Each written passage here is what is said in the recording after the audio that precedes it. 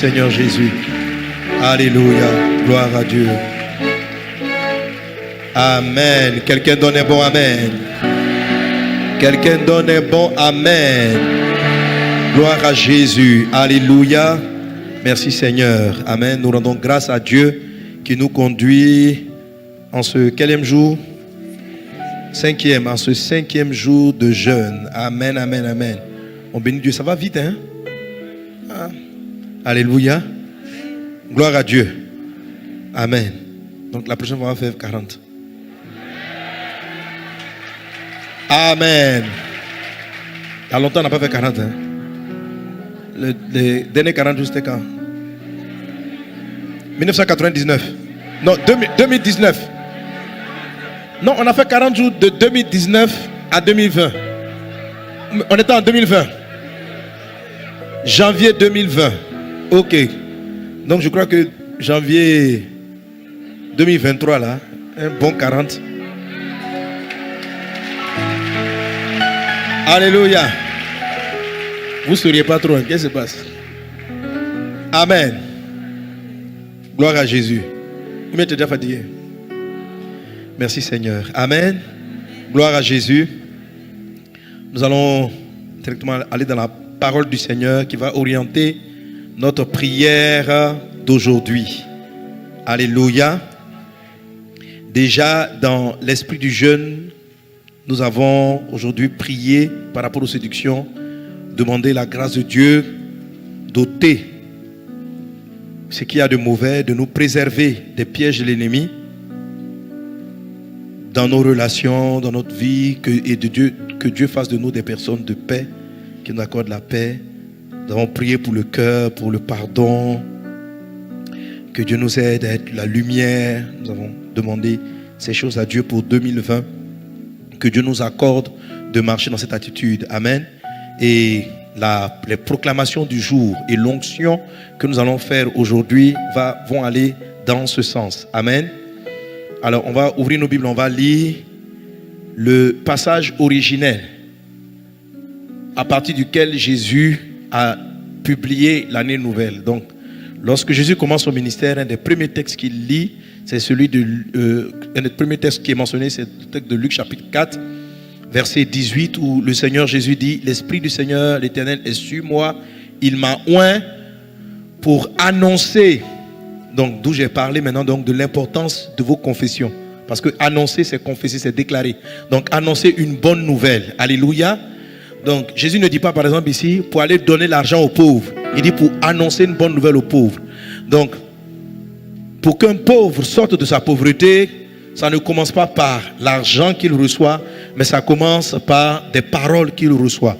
Et des paroles d'onction. Alléluia. Des paroles d'onction.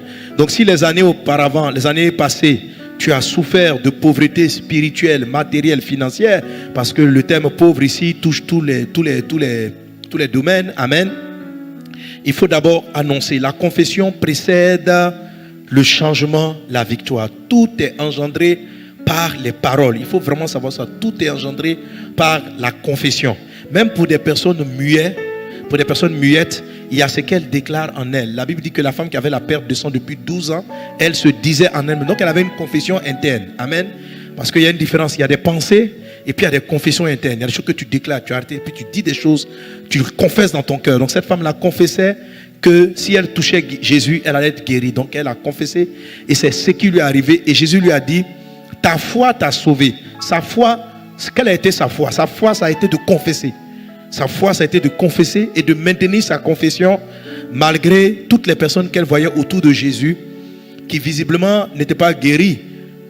Parce qu'elle est la seule personne pour qui Jésus a dit: j'ai senti une force sortie de moi.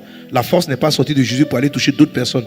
La force l'a touchée elle seule. Il faut qu'aujourd'hui, la force sorte du ciel et vienne te toucher. Amen. Donc, ce qui amène la puissance de Dieu à opérer. Alléluia. Tu vois, Jésus n'a pas dit: bon, je vais voir, est-ce que je peux guérir la dame, tout ça. La femme a honoré le principe de la foi. La foi est un système, dès que vous le déclenchez, ça fonctionne. Dès que tu déclenches le système de la foi, ça fonctionne. Amen. Jésus nous a donné cet exemple pour dire: je n'ai pas besoin de connaître ton besoin en tant que tel. Si tu appliques la foi, tu peux tirer de moi la victoire, tu peux tirer de moi la transformation. Alléluia. Et Jésus nous a donné cela pour qu'on comprenne. Quand il dit à quelqu'un, ta foi t'a sauvé, ce n'est pas de la diplomatie, ce n'est pas de l'humilité, c'est la vérité. C'est ta foi qui va te sauver. Et la foi, là, elle est constituée de deux gros éléments. Ce que tu crois, ce que tu confesses. Amen. Et il y a un autre élément de la foi qui va m'intéresser aujourd'hui, c'est la façon dont aussi tu te comportes. Amen. La manière dont tu te comportes.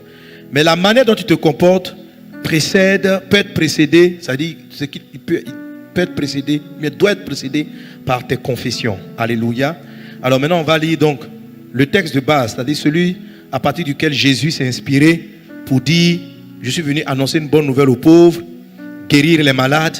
Et c'est au verset 19 de Luc chapitre 4 qu'il dit, pour publier une année de grâce du Seigneur. Alléluia. Et c'est un peu ça vraiment l'esprit général de notre moment. C'est la publication prophétique. Vous voyez, on me donnait le témoin aujourd'hui. Je vous ai dit que le mois de janvier, l'ennemi allait tenter de faire le sacrifice. Vous voyez qu'il y a beaucoup de morts étranges. Hein, comme ces jeunes dames là qui ne sais pas si sont empoisonnées, qui sont décédées. Mon assistant me disait qu'il y a un poteau, un pylône, je sais pas, d'un pont qui est tombé, qui a tué des personnes, un car qui s'est renversé. Je me suis dit que il y aura une guerre de proclamation, il y a une guerre de paroles, il y a une guerre de paroles. Ce qu'on appelle l'envoûtement. On dit un sujet envoûté. Il envoûte comment? Ce sont des paroles, il confesse des choses. Il s'assoit quelque part, même s'il prend un poulet, même s'il verse du sang, il va ouvrir la bouche et dire des incantations. Et dire le mal qu'il veut faire. Donc la Bible dit, la ville s'élève par la bénédiction des hommes droits, elle est renversée par la bouche des méchants. Donc, on ne va pas que ta ville soit renversée, il faut qu'elle s'élève. Et pour qu'elle s'élève, il faut que toi, tu maintiennes ta parole plus que le mal ne maintient sa parole. Donc, il y a des voix qui sont dans l'atmosphère, qui appellent la mort, et il y a d'autres voix qui doivent être supérieures. Ce sont les nôtres qui doivent apporter la vie, protéger ceux qui doivent être protégés. Et c'est pour ça que tu es oint. Alléluia. C'est ce que j'appelle donc l'onction prophétique. Alléluia. Qui est avec la première bouteille d'huile. Les autres bouteilles d'onction avec lesquelles on va prier sera la semaine prochaine. Mais maintenant là tu es dans la dimension prophétique. Et dans cette dimension, Ésaïe 61 verset 1 nous dit, Ésaïe 61 verset 1, on peut l'avoir à l'écran.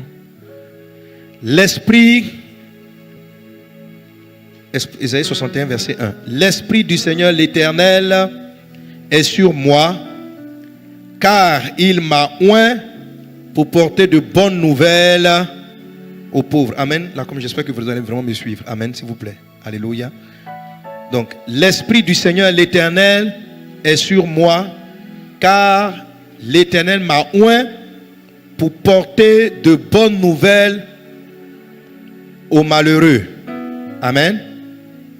Pour porter de bonnes nouvelles aux malheureux, virgule.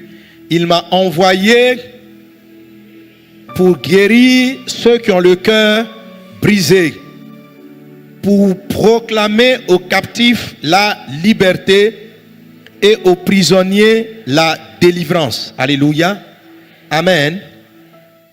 Donc tout ça c'est la publication, c'est la proclamation, ce sont les confessions. Verset 2, pour publier une année de grâce de l'Éternel et un jour de vengeance de notre Dieu, pour consoler tous les affligés, pour accorder aux affligés de Sion, pour leur donner un diadème au lieu de la cendre, une huile de joie au lieu du deuil, un vêtement de louange au lieu d'un esprit abattu, afin qu'on les appelle des térébènes de la justice, une plantation de l'Éternel pour servir à sa gloire. Ils rebâtiront sur d'anciennes ruines, ils relèveront d'antiques décombres, ils renouvelleront des villes ravagées, dévastées depuis longtemps. Quelqu'un donne un bon amen. Quelqu'un donne un bon amen. Alléluia. Gloire à Jésus. Amen. Alors donc dans la première partie, c'est ce qu'on a étudié avec Jésus. C'est le texte que Jésus a lu littéralement. Il dit donc, il est venu d'abord pour annoncer, pour déclarer, je déclare sur ta vie la liberté en 2022, la guérison en 2022. Je déclare, je prophétise. Il dit pour publier une année de grâce de l'Éternel. Je publie sur ta vie, je déclare et je confesse sur ta vie que l'année te sera favorable. Une année de faveur, une année de grâce, une année de portes ouvertes, une année où les montagnes s'abaissent, une année où les vallées se relèvent, Une année où les portes sont ouvertes. Je prophétise, je déclare. Une année où tu ne marches pas dans la confusion. Au nom de Jésus de Nazareth. Qu'il en soit ainsi au nom de Jésus. Alléluia. Et il dit aussi pour publier une année. Donc il dit un jour de vengeance de notre Dieu. Aujourd'hui, ça fera partie de nos proclamations. Alléluia. Amen. Un jour de vengeance de notre Dieu. Car le Seigneur dit quelque part d'autre, il dit, il est de la justice de Dieu. Ça fait partie de la justice de Dieu de nous donner la récompense. Amen. Mais aussi de sanctionner, de punir ceux qui nous ont persécutés, qui ont fait du mal aux croyants. Aujourd'hui, donc, on publie aussi le jour de vengeance de Dieu. Amen. Pas parce qu'on est juste, mais parce que nous, on a été justifiés par le sang de Jésus. Et qu'il y a un moment donné où Dieu donne un temps aux forces des ténèbres. Alors ce soir, dans la proclamation et dans l'onction d'huile que vous allez recevoir, vous allez avoir une puissance. Amen. Amen. J'espère que toi, tu ne fais pas partie de ceux qui attachent les autres. Alléluia. Mais s'il y a des forces de l'enfer qui attachent quelqu'un, l'empêchent d'enfanter, l'empêchent d'avancer, bloquent son travail, des personnes sur la vie desquelles des forces sataniques se sont assises, la proclamation que nous allons faire, alléluia, renverse la situation et qu'un jour de vengeance de Dieu se lève. Dis avec moi, j'appelle le jour de vengeance de mon Dieu. Au nom de Jésus, amen. Donc,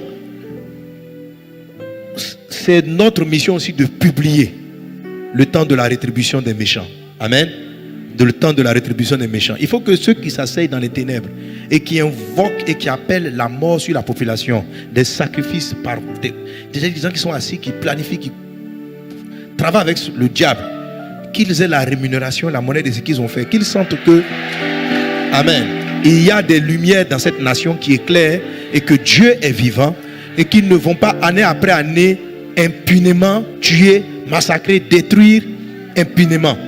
Il y a un temps d'avertissement, il y a un temps de jugement.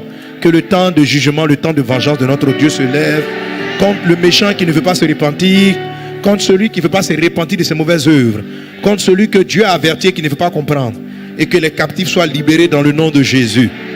Donc, lorsque tu vas prendre l'onction, ce soir on va prophétiser l'onction, tu vas prier dans ce sens, tu vas proclamer, tu vas publier l'année de grâce et tu vas publier le temps de rétribution. Est-ce qu'on est ensemble? Amen. Il continue en disant donc qu'il a envoyé aussi pour consoler tous les affligés, pour accorder aux affligés de Sion, pour leur donner un diadème et au lieu de la cendre, une huile de joie au lieu du deuil, un vêtement de louange au lieu d'un esprit abattu. Amen, amen. Amen. Alors ici, il ne s'agit pas simplement de proclamer, mais le Seigneur dit que il doit avoir un changement. Au lieu du deuil, tu dois porter la joie. Amen. Alors là, c'est vrai que c'est de la proclamation, mais c'est déjà des attitudes. C'est déjà des attitudes. Vous voyez, si on déclare que tu vas avoir une année de grâce, une année de faveur, il y a sûrement des attitudes et des comportements que Dieu va changer en toi. Et il faut savoir que quand tu proclames, je veux une année de faveur, une année de grâce, il est très fort possible que Dieu vienne te dire de changer certaines choses. Est-ce que tu comprends? Alléluia. Il dit donc dans cette proclamation, ok, j'annonce que l'année prochaine, 2022, est une année de faveur. Maintenant, il te dit, il faut enlever l'habit de deuil et il faut porter l'habit de joie. Amen. Donc, si tu restes dans... Je déclare que l'année soit favorable et que tu ne complètes pas Ésaïe 61 pour quitter ton habit de deuil, pour porter un habit de joie, tu vas bloquer ta confession. Parce que toi-même, tu ne crois pas dans ce que tu confesses. Toi-même, tu ne crois pas dans tes déclarations. Est-ce qu'on est ensemble? Amen. La Bible dit qu'est-ce que c'est que la foi? La foi, c'est la ferme assurance des choses qu'on espère. C'est la démonstration de ce qu'on n'a pas encore vu. Donc la foi commence par ce premier épisode dans Hébreux 11. C'est la ferme assurance des choses qu'on espère. Mais à un moment donné, la foi doit démontrer.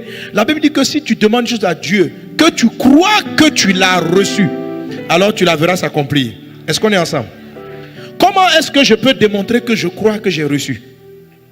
Comment est-ce qu'on montre que je crois qu'on a reçu? J'ai enseigné là-dessus il n'y a pas longtemps. Comment est-ce qu'on le montre? C'est l'attitude. Amen. Alléluia. Si je prie pour avoir une voiture, je proclame, cette année j'aurai un véhicule. Je dois à un moment donné croire que j'ai reçu la voiture. Amen. Et c'est en ce moment-là que je vais voir ma déclaration, ma confession se réaliser, s'accomplir. Alléluia. Alléluia. Il y a une différence entre croire que je vais avoir et puis croire que j'ai déjà. Il y a croire que je vais avoir une année agréable et il y a croire que j'ai déjà l'année agréable. Il y a une différence entre croire que le mariage me sera donné et il y a une différence entre croire que le mariage me sera donné et croire que j'ai déjà le mariage. Il y a une différence entre croire que j'aurai la santé et puis il y a une différence entre croire que j'aurai la santé et croire que j'ai la santé. Amen. La Bible dit la foi, c'est la ferme assurance de l'espoir, de ce qu'on espère, virgule, la démonstration. C'est-à-dire, je n'ai pas encore vu la chose, mais je montre ou je démontre que la chose est là. C'est ce que Ésaïe 61 complète par rapport à Luc chapitre 4, verset 18. Dans Luc chapitre 4, verset 18, on va on continue dans les proclamations. Mais dans Ésaïe 61, il précise que l'habit doit changer. L'habit, c'est l'apparence. Lorsqu'il dit, mets une huile de joie au lieu d'un esprit de deuil, une huile, c'est ce qui est visible. Lorsqu'il dit de porter des vêtements de louange, amen, c'est ton apparence. Les vêtements, c'est pour l'apparence. Alléluia. Il dit ceci, pour accorder aux affligés de Sion, pour leur donner un diadème au lieu de la cendre, une huile de joie au lieu du deuil, un vêtement de louange au lieu d'un esprit abattu. Amen. Un vêtement de louange au lieu d'un esprit abattu. Tu comprends ça qu'il dit ici, un vêtement, il compare le vêtement avec une chose qui est intérieure, c'est-à-dire l'esprit. Est-ce qu'on est ensemble? Amen. Amen. Donc, si mon esprit est abattu, les années dernières, les années précédentes ont abattu mon esprit, quand je proclame la liberté, la victoire, je dois à un moment donné me comporter avec une attitude de louange. Alléluia. Tu es vivant, tu es glorieux, il est merveilleux. C'est-à-dire que si vous croyez dans vos proclamations, vous devez sortir ce soir très souriant, très joyeux. On dit pourquoi tu es joyeux? Tu dis je suis joyeux parce que je crois que j'ai déjà ce que j'ai proclamé, ce que j'ai prophétisé. Alléluia. Parce que je l'ai déjà. Parce que tu dois te dire, comment on sait, quelle est la différence entre croire que je vais avoir et croire que j'ai? La différence se trouve dans l'attitude.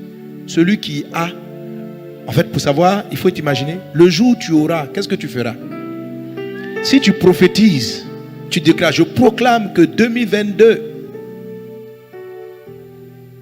je prospère financièrement. Ok. Maintenant, tu dois dire, bon, j'éprouve ça, ça, je crois que je vais avoir. Maintenant, comment je me comporte si j'avais? Donc, tu dois prendre ton imagination et aller dans ta tête au moment où tu vas avoir beaucoup d'argent. Et quand tu es arrivé dans beaucoup d'argent, toi-même tu observes qu'est-ce que ça va faire sur toi. Alléluia. Alors on va vérifier. Amen. En 2022, je n'ai pas dit tu commences déjà à sourire. Alléluia. Amen. J'ai dit en 2022, tu touches combien? Tu palpes, tu touches, tu marches dans une dimension de... Bon, chacun a son degré de foi. Il y a certains qui touchent, qui marchent dans une dimension de plusieurs millions. Il y a certains qui sont dans la salle, eux ils marchent dans les milliards. Regarde, si tu n'as pas marché dans millions, il faut laisser milliards, prends millions. Alléluia. Gloire à Dieu. Vous remarquez, non? Qu'est-ce que vous avez fait? Vous êtes devenu tout joyeux sans que l'argent soit dans votre main. Vous avez démontré ce que vous n'avez pas encore vu. Parce que tu sais que lorsque la victoire va venir, elle va produire en toi de la joie. C'est pourquoi il dit, lorsque tu as fini de confesser une année de faveur, change d'habit. Enlève l'habit de deuil et puis porte l'habit de louange. Alléluia. Porte l'habit de louange. Les années précédentes, et très souvent, on a confessé la victoire, mais on n'a pas changé l'habit.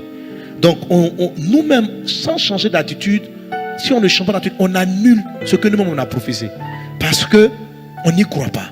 On déclare l'année sera favorable, mais en même temps on se comporte selon l'année précédente qui n'a pas été favorable. On déclare que l'année sera meilleure, mais on vit selon l'année qui n'a pas été meilleure. Jusqu'à ce qu'il y ait un changement. Il ne va pas avoir de changement parce que tu n'as pas la foi. Il n'y aura pas de changement. Tu dis, mais pasteur, je dois d'abord sentir. Non, ne sens pas. Change d'abord l'attitude avant de sentir quoi que ce soit. Alléluia. Donc, l'ordre de la confession, c'est confesser et changer d'attitude. Amen. Alors, c'est la raison pour laquelle, quand vous allez, tout à l'heure, on va prier par rapport à l'onction. Tout le monde va mettre l'huile sur sa tête, sur sa bouche, comme j'ai fait hier. Amen. Et je vais appeler des noms qui vont venir devant. Vous devez confesser l'attitude. Alléluia. Cette saison, je suis joyeux. L'attitude, changer de vêtements, il dit, c'est pas proclamer. Ici, tu vois, il n'utilise pas le terme proclamer. Il dit, il faut enlever l'habit de deuil. Dieu va changer ça. C'est-à-dire, c'est une décision. C'est une décision que tu prends. Et tu dois, le matin quand tu te réveilles, en dépit des circonstances, tu dois confesser que tu vas avoir la bonne attitude. Alléluia. Il faut que tu marches comme quelqu'un qui a gagné. Il faut que tu marches comme quelqu'un qui... Il faut que l'attitude, c'est juste d'abord changer juste ta joie. Parce que tu déclares que ton foyer sera favorable, que ton foyer sera béni. Tu commences à changer. Et tu vas voir que cette attitude-là va t'orienter vers les petits comportements que tu dois corriger dans la maison pour être joyeuse avec ton foyer. Alléluia. Pour être heureux dans ton travail. Pour être béni dans ce que tu fais. Amen, amen. Amen. Alors donc il faut avoir l'humilité de savoir c'est quoi ton habit de deuil. C'est quoi l'habit de deuil? Et tu dois transformer ça en habit de joie. Alléluia. Tu dis je ne marcherai plus. Quand tu vas prier, tu dis moi je ne suis pas quelqu'un de triste. Je suis joyeux à cause de la vie de Dieu qui est en moi. J'ai la vie de Dieu en moi, donc j'ai la paix. Christ m'a affranchi. Je suis libéré de ses misères. Je marche dans la victoire de Jésus. Alléluia. Tu confesses. Pourquoi tu dois confesser? Et c'est là que je termine avec le fait d'arracher ce que Satan a semé. Est-ce qu'on est ensemble? Quand je parlais de rétribution, de jour de vengeance, Jésus nous raconte en Matthieu chapitre 13 la parabole du semeur. Et il nous dit que la semence est une parole. Il dit la semence est la parole de Dieu. Il dit donc un semeur est sorti pour semer. Comme il semait. Pardon, pas cette parabole. Il dit le semeur a semé dans son champ de la bonne semence. Donc de bonnes paroles. Parce que la semence est une parole. Amen. Donc le semeur a semé de bonnes paroles. Ça dit que Jésus s'est levé et puis il a regardé le champ. Il dit, j'envoie la parole, la réussite, la paix, un mariage heureux, une vie sanctifiée. Jésus, Dieu lui-même te bénit. Ça c'est la bénédiction de Dieu. Un semeur s'est levé, il a semé dans son champ de bonnes semences. Et le texte dit, pendant qu'il dormait, le méchant qui est le diable est venu et lui il a semé de l'ivraie, c'est-à-dire de mauvaises semences. Or la semence c'est la parole, c'est-à-dire que lui aussi il a dit quelque chose. Donc là où Dieu a semé la joie, lui il a dit maladie, il a dit pauvreté, il a annoncé ça. Et au réveil tu constates que tu as les deux semences en toi. Il y a la semence de la parole de Dieu qui dit que tu réussiras, tu atteindras ta vision, que tu seras en bonne santé, ça c'est la bénédiction de Dieu. Mais en même temps, une autre parole qui est de Satan, celle-là, vous savez qu'elle est là parce qu'elle produit de la tristesse, elle produit de la colère, elle produit du découragement, elle produit de la déception, elle produit de l'angoisse. Si quelqu'un est tout le temps triste et anxieux, c'est parce qu'on a semé quelque chose en toi. La semence est venue peut-être par des œuvres, par tes expériences. Il y a une semence qui te dit, toi là tu ne vas jamais t'en sortir. Il y a une semence qui te dit, tes parents t'ont attaché tellement au village c'est fini pour toi. C'est une semence. Et Jésus dit, au moment de la moisson, c'est-à-dire au moment où on doit jouir du fruit, il dit, arrachez d'abord l'ivraie. C'est ce que tu dois faire prophétiquement. Alléluia. Donc il ne faut pas simplement, aujourd'hui, le temps de vengeance là, c'est pas simplement dire, je marche dans la victoire. Mais tu prends ta bouche ointe et tu vas enlever la semence qui produit la mauvaise attitude. Tu dis tout ce qui produit en moi de la tristesse, de l'angoisse, de la peur, des maladies chroniques, toute semence. Il faut savoir, je t'ai dit, Dieu n'a jamais créé la maladie. Ce sont les semences du diable qui créent les maladies. Tu dis tout ce qui fait que je suis tout le temps alité, malade, j'ai des douleurs dans le dos. J'arrache au nom de Jésus. L'onction prophétique te donne le pouvoir d'arracher. Dieu dit à Jérémie, Amen, je te donne le pouvoir, tu reçois l'onction pour arracher. Je t'ai établi pour arracher. Il y a des choses qui doivent être arrachées. Dieu t'a choisi pour arracher. Parce que Satan a déjà sémé des paroles. Si tu ne les arraches pas, les deux vont évoluer ensemble. La prédication de la parole et la semence du diable vont évoluer simultanément. Donc de temps en temps, tu vas vivre la joie et de temps à autre, tu vivras la tristesse. Ça fait une vie de yo-yo, c'est pas bon. Donc aujourd'hui, là, sous l'onction de Dieu, toi-même, tu connais ton cœur. Va arracher. Dis avec moi, j'arrache. J'arrache. Amen. Si tu as de mauvaises attitudes, aie l'humilité d'aller arracher. Quand tu vas prophétiser, pendant que je vais prier pour ceux qui vont venir, allez prier à l'arrière, je donne les sujets. Toute mauvaise attitude est la conséquence d'une mauvaise semence. Toute mauvaise attitude. Si tu vis dans le péché, c'est parce que tu as reçu une semence et tu crois dans un mensonge. S'il y a une maladie qui persiste en toi, même un lien.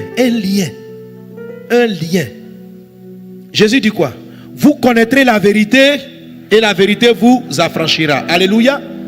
Amen. La vérité, ce qu'on appelle la vérité, c'est quoi? C'est une information, c'est une parole, c'est une information. C'est ça la vérité. Quand on dit la vérité, ça veut dire qu'il y a un mensonge.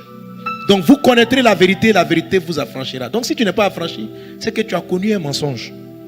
Si une maladie revient de manière chronique, c'est qu'il y a un mensonge qui a été sémé. Si un problème, depuis 4 ans, tu ne t'en sors pas, un problème persiste depuis 4, 5 ans, 6 ans, c'est qu'il y a quelque chose que tu dois arracher de ta vie. Ça veut dire quoi encore? Ça veut dire qu'il y a une chose à laquelle tu crois qu'il y a un mensonge. Je reprends. S'il y a un problème qui est persistant, malgré que Jésus t'ait donné la victoire, ça veut dire qu'il y a une information qui est dans ton cœur, à laquelle tu crois. Mais l'information là, elle est fausse. C'est un mensonge. Donc si tu n'arrives pas à faire partie de la tristesse, liée à la tristesse, c'est qu'il y a une croyance en toi qui n'est pas bonne. Tu crois dans une information qui est un mensonge. Tu dois aller vers cet esprit-là qui fait que tu pleures souvent la nuit, tu passes ton temps à pleurer. Parce que si tu n'arraches pas ça, je vais prophétiser ce soir, non? Je vais déclarer. Tu vas rentrer, je te donne 2 jours, le 3e soir, tu vas encore faire une dépression. Tu vas pleurer. Parce que tu as laissé planter la sémence de Dieu et tu as laissé livrer en même temps. Livrer, c'est quelle est l'information qui revient régulièrement et qui te rend triste, qui fait que tu pleures sur ta situation. Chaque matin, tu essuies tes larmes et tu marches et tu souris devant tout le monde et toutes les nuits, tu pleures. Il faut que ça s'arrête parce que tu dois porter ton vêtement de joie. Tu dois porter le vêtement de joie. Tu n'as pas porté les 2 habits. On n'a pas dit on dit pour enlever l'habit de deuil et puis porter l'habit. Donc Dieu n'a pas envie que tu portes sur l'habit de deuil, tu mettes la joie. Parce que un moment, quand tu vas te déboutonner, on va voir le deuil. Tu dois arracher ça. Tu dois déchirer. Et comment tu le déchires? Tu dis Saint-Esprit, j'arrache le mensonge qui est dans mon corps. J'arrache ce mensonge. Père, montre-moi exactement ce qu'il est. Révèle-moi la vérité. Alléluia. Alléluia. Gloire à Jésus. Gloire à Dieu. Amen. Amen, amen, amen.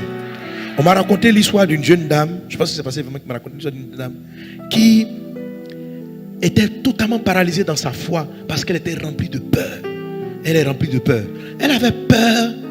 Elle avait peur du noir.